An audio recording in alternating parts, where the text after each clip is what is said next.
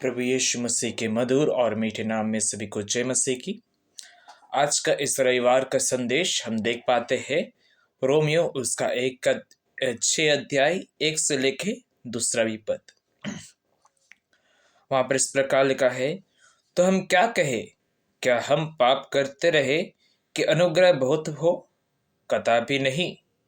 हम जब पाप के लिए मर गए तो फिर आगे को उसमें कैसे जीवन बिताए? इस वचन के द्वारा परमेश्वर के नाम की महिमा हो, आमीन। जब हम छठवीं पद का शुरुआती में देखते हैं, छठवीं अध्याय का पहले में जब 5वीं अध्याय में देखते हैं, वहां पर हम इस प्रकार देख पाते हैं कि कैसे प्रेरित पौलुस ने यहूदियों को कहा कि पाप के कारण हम परमेश्वर से अनुग्रह पाते हैं और हमें पाप नहीं करना चाहिए। तो इसलिए यहूदी लोग भी इस 6वीं अध्याय का शुरुआती में ऐसा कहता है कि तो हम क्या कहें? क्या हम पाप करते रहे कि अनुग्रह बहुत मिले? जब हम पाप करते हैं तो परमेश्वर का अनुग्रह हम पर बढ़ती है। तो उसका मतलब यही न कि हम पाप करेंगे तो हमारे लिए और अनुग्रह परमेश्वर से मिलेगी। प्रेरित पौलुस दूसरे अध्याय में दूसरा पद में साफ साफ कहता है, कदापि नहीं। क्यों? आसान सी बात है। मैं अगर पाप करूं तो परमेश्वर का अनुग्रह मुझ पर मिलती है, तो मुझे क्या करना चाहिए? परमेश्वर का अनुग्रह पाने के लिए पाप करना चाहिए। हम नहीं कर सकते। क्यों नहीं कर सकते? क्योंकि हम मसीह में एक हैं।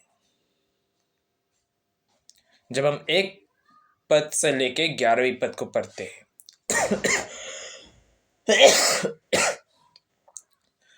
फिर हम अगर देखेंगे, हमारी जरूरत नहीं है पाप करने का। क्यों? क्योंकि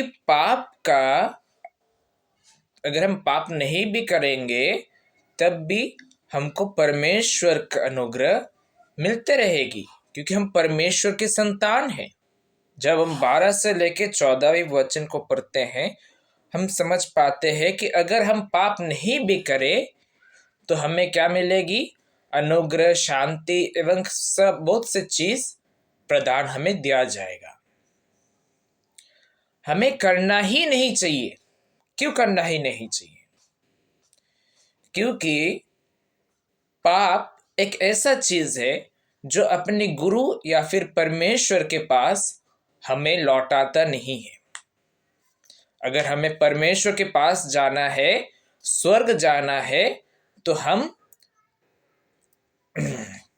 पाप के द्वारा हम नहीं पहुंच सकते, है ना?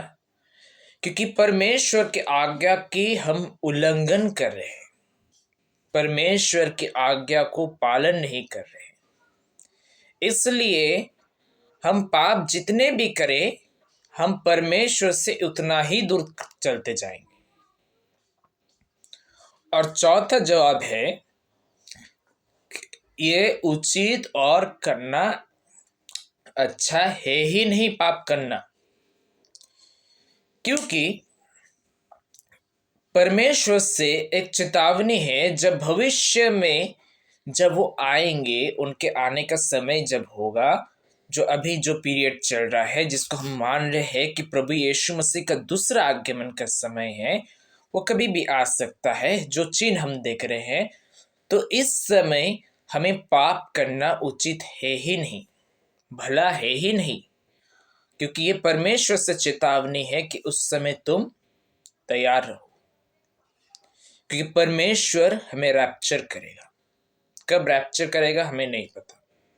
इसलिए परमेश्वर कहता है कि तुम इस कारण पाप मत करो। जब हम 20 से लेकर 23वीं वचन को पढ़ते हैं, और 6वीं अध्याय का 23 में भी ऐसा कहता है, क्योंकि पाप की मजदूरी तो मृत्यु है, परंतु परमेश्वर का वरदान हमारे प्रभु यीशु मसीह के में अनंत जीवन है। तो ऐसा कहता है कि पाप का जो मजदूरी है वो मृत्यु है। तो हम पाप के जगह प्रभु यीशु मसीह के द्वारा जो परमेश्वर का ये जो वरदान है, जो गिफ्ट है, gift of salvation and suffering, ये जो प्रभु यीशु मसीह के द्वारा हम पा रहे हैं, उसके द्वारा हम अनंत जीवन पाते हैं। पाप से मृत्यु आ रही है, प्रभु यीशु मसीह पर विश्वास करेंगे तो हम अनंत जीवन पाते हैं।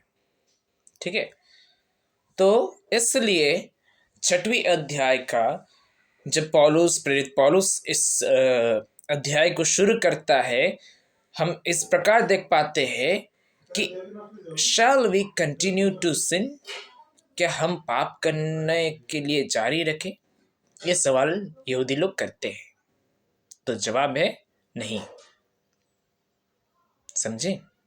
इस वचन के द्वारा परमेश्वर के नाम की महिमा हो। सबको जय मसीह की।